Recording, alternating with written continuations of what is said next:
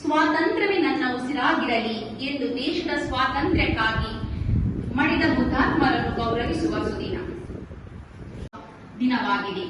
ಹುತಾತ್ಮರ ತ್ಯಾಗ ಬಲಿದಾನ ಫಲವಾಗಿ ಪಡೆದ ಸ್ವಾತಂತ್ರ್ಯವನ್ನು ಉಳಿಸಿ ಬೆಳೆಸಬೇಕಾದದ್ದು ಪ್ರತಿಯೊಬ್ಬರ ಕರ್ತವ್ಯವಾಗಿದೆ.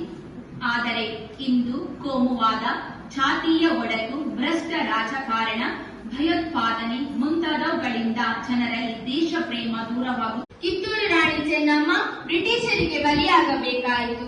ರಾಣಿಯ ಪಕ್ಕ ಕುತಂತ್ರಕ್ಕೆ ಬಲಿಯಾಗಬೇಕಾಯಿತು. ಸಂಗೊಳ್ಳಿ ರಾಯಣ್ಣನಂತಹವರು ನೇಣಿಗೆ ಬಿಗಿಯಬೇಕಾಯಿತು. ಸಿಂಧೂರ ಲಕ್ಷ್ಮಣನಂತಹವರು ಬ್ರಿಟಿಷರ ಗುಂಡಿಗೆ ಬಲಿಯಾಗಬೇಕಾಯಿತು.